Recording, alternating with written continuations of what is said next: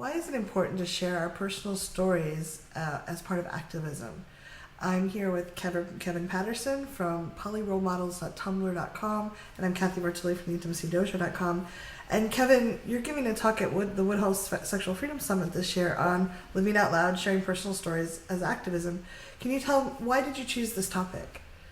I mean, it's really the only go-to move I have. I talk about my personal stories a lot, and it comes from a place of pain. It comes from a place of activism, and I realize that, like, as hard as it is for me to talk about some of the stuff that I go through, just like sort of being a black man in America and like trying to sort of navigate the world in that way, that I'm wired to not take a lot of things personally, and that's not like as a value judgment for me or against anyone else. Just I know that I'm wired to I'm pretty thick-skinned about this kind of stuff, but I know that my story isn't isolated.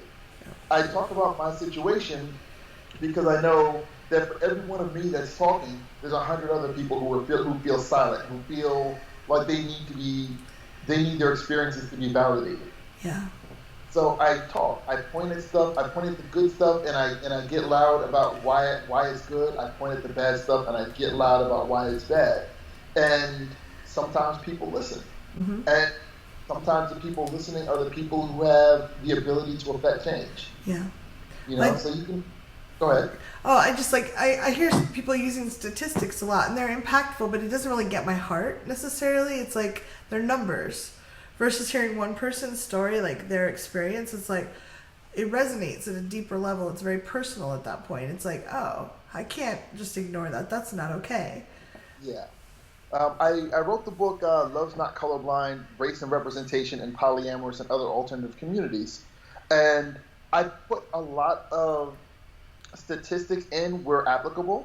I used a lot of academic. I went really academic in places where I could, but everywhere I use people's personal stories. Yeah. Some are my stories, some were stories of other educators, people I know from polyamorous communities, kink communities, swing communities, just reaching out to say, like, I want to talk about this topic, and I know you have a personal story to share about, what this topic means to you, how it was relevant in your life. And one of the things that I love so much when I speak in places is the head nods that I get. Yeah.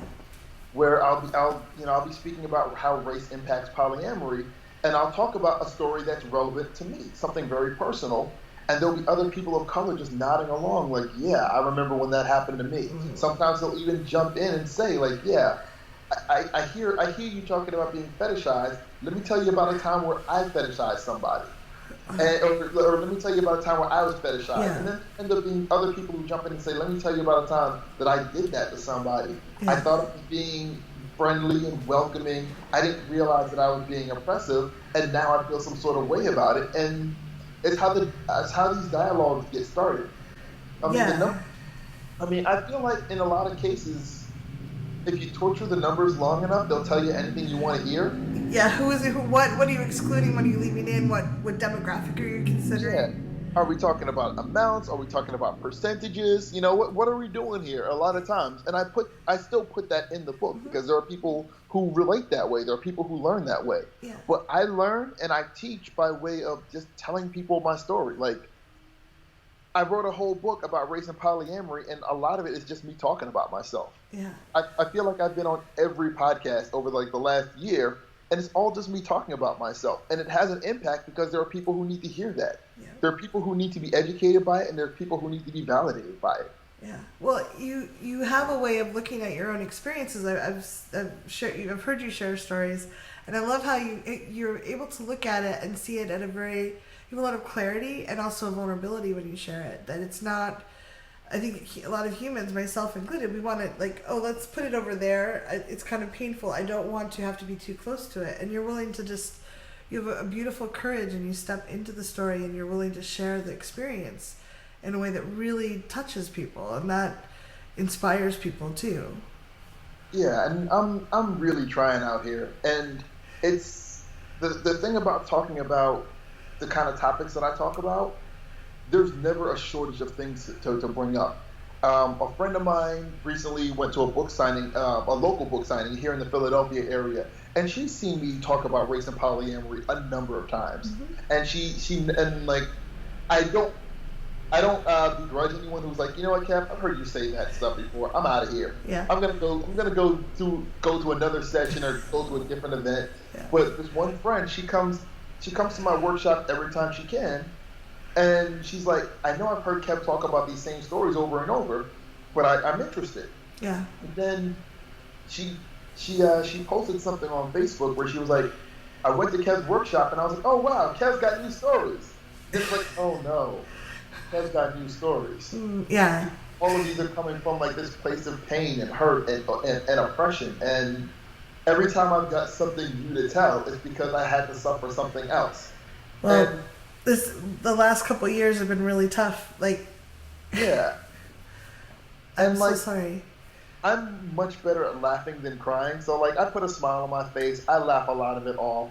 For everything that I talk about and I remember, there's a dozen things that I've already forgotten. Yeah. But but even still, like that's my role in this. My role is to be that face front guy talking about this because somebody needs to hear it. Yeah, absolutely. And for people that are experiencing it too, it feels so empowering. Like, I know when I talk to other women of size, and they're like, yeah, I've had people fetishize me, or I've had this experience. I feel less alone. I feel less like isolated. I'm like, oh, it sucks that it happened to other people. And I'm not at all implying I know your experience, because I think our culture needs to be taken out to the woodshed. But I do know how good it feels when I find someone, oh yeah, me too. And we can survive this together, and we can share techniques and approaches. Now my blog, Poly Role Models, since it's like an interview series, is people just sort of telling their stories. Mm-hmm.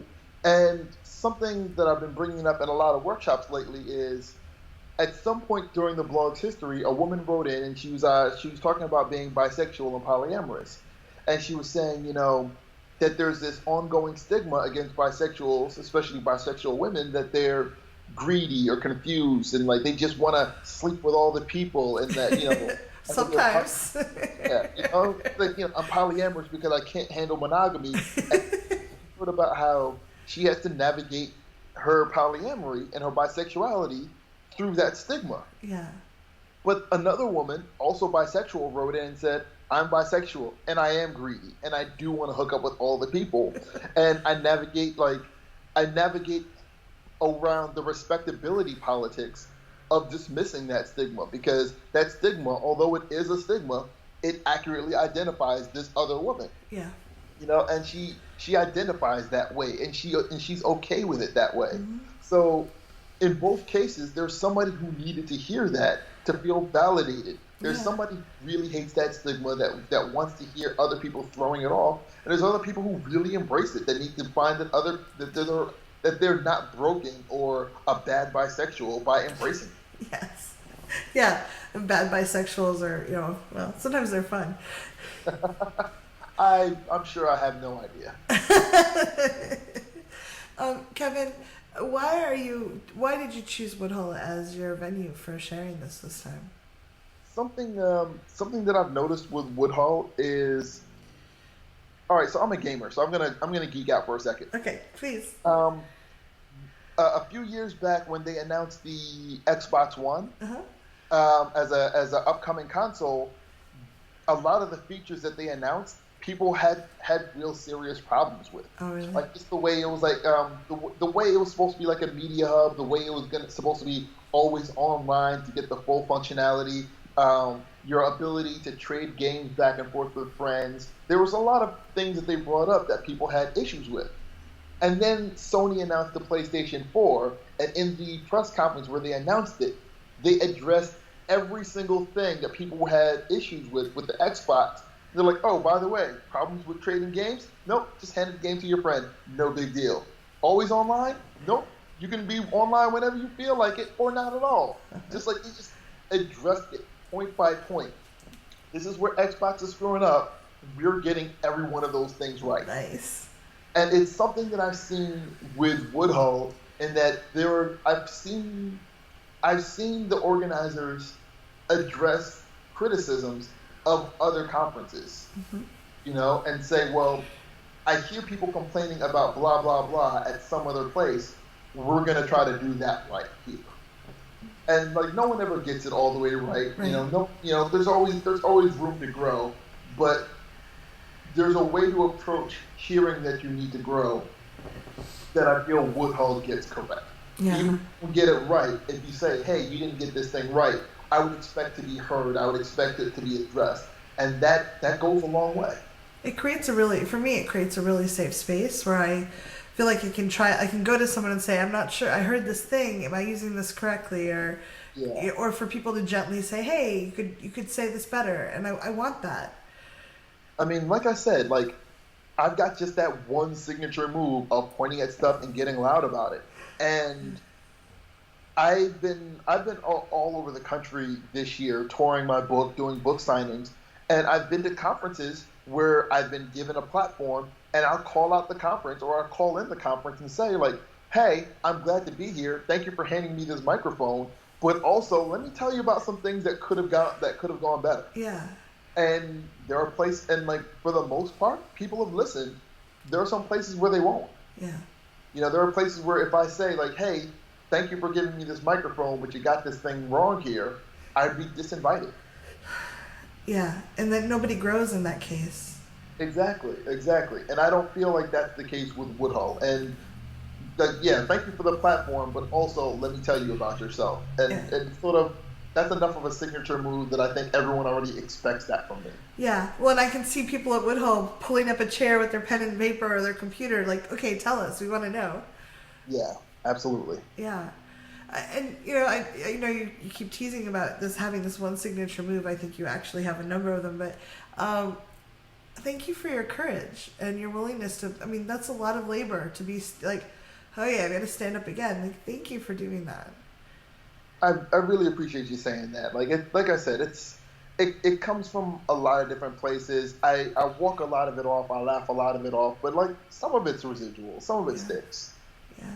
No, I think it does. I think you're making a beautiful difference. I love your book. I love your blog. I mean, you're role modeling a lot of beautiful things for people, that this can be normal and natural, and you don't have to look a certain way to be a certain thing. So, Yeah. Your signature move is working really well in my book. Thanks. I'm really trying. I know. I see you. If someone's watching this and they want to do you have any resources or last tips you want to share before we wrap this up? Resources in finding me, or resources in just sort of in general? Both, like around activism, finding you. Well, I hate to like just sort of push my own thing here, but like part of Poly Role Models that I really like is that I give people sort of room to push their own products. Like my platform is your platform.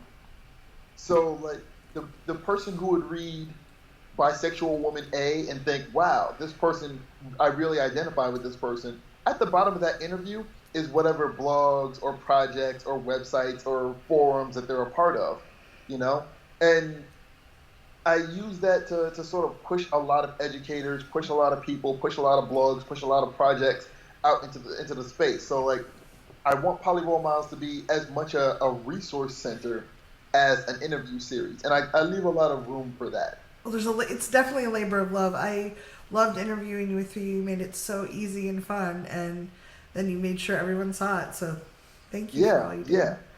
I posted it all over the place, and I really like hearing people follow up. Where I went to Poly Dallas Millennium last year, and there was a woman there who she showed up to every session. She let her voice be heard in every session. She was one of the stars of the show there.